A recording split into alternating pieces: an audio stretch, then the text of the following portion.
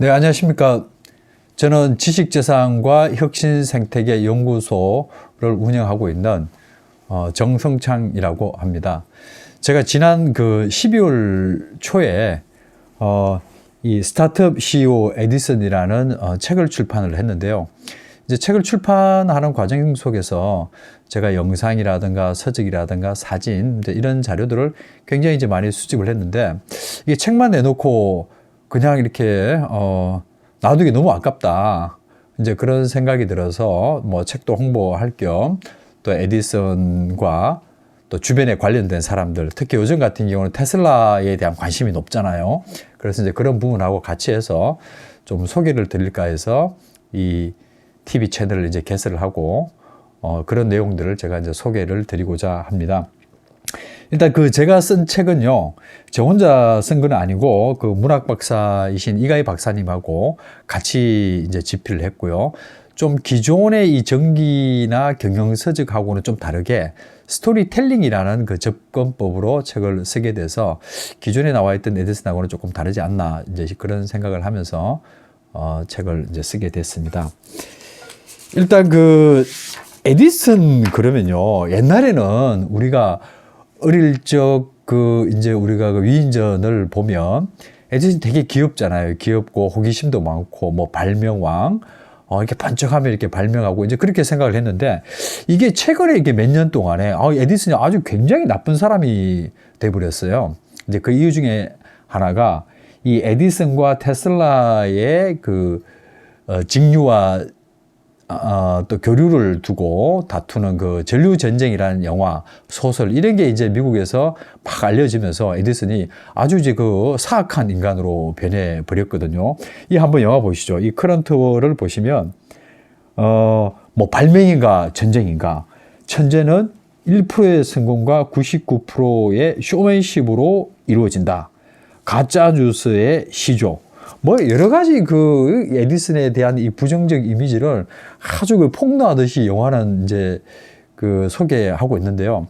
근데요, 이 영화는 좀 사실 에디슨과 테슬라의 경쟁 관계를 다루면서 테슬라의 어떤 진면모 가치를 부각시키기 위해서 좀 에디슨을 이렇게 좀 디스하는 그런 면이 강합니다. 그래서 사실 역사적 사실하고는 조금 다른 면은 있습니다. 그리고 역사적으로 보면은 에디슨은 사실 이제 성공한 기업가로서 평가를 받고, 당시에서도 당시 사람들한테도 이제 사실 좀 긍정적인 평가를 많이 받았고요. 지금도 뭐 이제 그런 면이 이제 강한데, 테슬라는 사실 당시에도 에디슨의 그늘에 좀 갇혀져 있었고, 지금도 사실 좀 그런 면이 있는 것 같아요. 그러다 보니까 좀 테슬라를 복원해야 된다. 테슬라는 좀 억울하다. 그리고 말년에 에디슨은 사실 이제 부자로서 삶을 마감했지만 테슬라는 슬픈 이야기거든요. 테슬라는 정말 인류 사회에 엄청난 업적을 남기고도 호텔에서 쓸쓸하게 이제 죽음을 맞이한 게 일반인들한테는 너무 좀 이렇게 불쌍하기도 하고, 좀 그래서 최근에 보면 테슬라의 복원운동? 먼저 좀 그런 분위기가 있는 것 같아요. 이제 그러다 보니까 이게 영웅 이야기를 하려고 하면 악당이 있어야 되잖아요. 근데 그 악당으로는 에디슨이 최고 적격인 겁니다.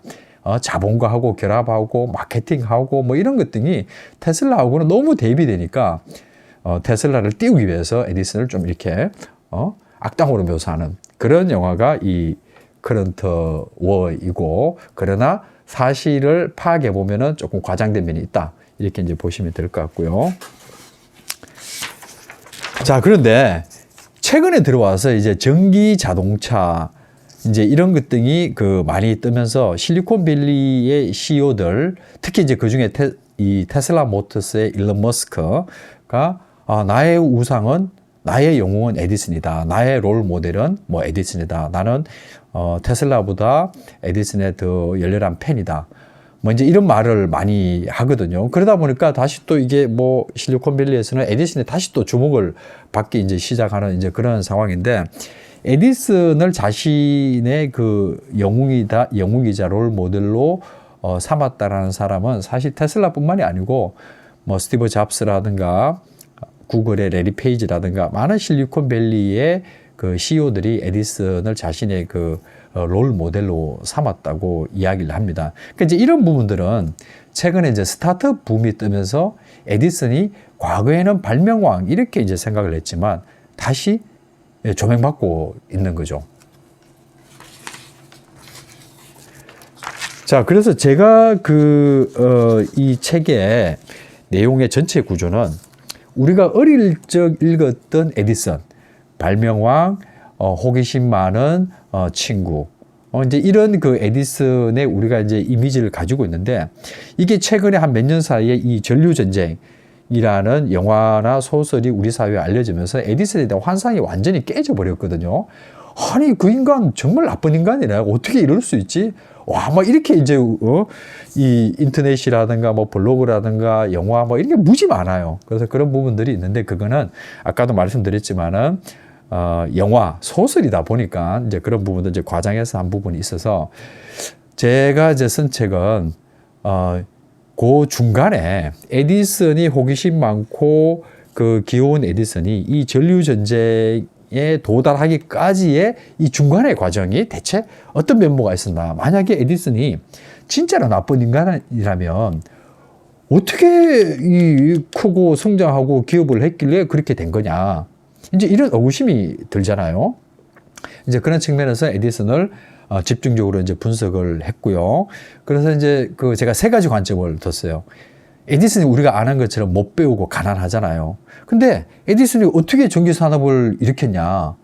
자금은 어디서 유치를 했고, 또 마케팅은 어떻게 했고, 발명하고 특허 내려면 돈이 필요하잖아, 그죠? 그러면 그런 돈은 어디서 끌어당겼냐? 이런 부분을 이제 파헤친 게 제 책의 한 특징이고, 두 번째로는 기업이라는 거는 혼자 잘나서 되는 건 아니거든요. 누군가의 도움을 받고 또 어떤 제도나 환경적 영향도 많이 받거든요. 그러면 에디슨이 그 당시에 전기 산업을 일으키기 위해서 어떤 제도, 어떤 환경에 놓여 있었냐, 이런 부분을 또 들여다 봤습니다. 그리고 이제 세 번째는 이게 뭐 이 IT, AI, 바이오 시대에 옛날 이야기를 우리가 하는 게 그냥 이렇게 재미로 하면 조금 이제 그런 것 같아서, 그러면 우리가 이 책은 에디슨의 삶과 그 스타트업을 일으키는 과정 속에서 우리가 배울 점은 없냐? 어떻게 자금을 유치하고 마케팅은 어떻게 했고 또 그 여러 가지 이제 기업을 하면서 일어나는 갈등이라든가 어려움이 있잖아요. 이제 그런 부분들을 분석을 하고 메시지를 찾아서 우리가 배울 부분이 있지 않을까. 그러니까 이런 주안점을 두고 이제 책을 쓰게 된 거고요. 그래서 이제 앞으로 제가 이 책을 쓰면서 책 속에서 못다한 이야기, 영상이나 자료 이런 부분들을 가지고 일주일에 한 번 정도 여러분을 우리 유튜브 시청자분들하고 같이 이제 이야기를 해 나가 볼까 합니다. 오늘은 이제 첫 회이기 때문에 이 정도로 하고 마치도록 하겠습니다. 자, 여러분 반갑습니다. 네, 감사합니다. 네.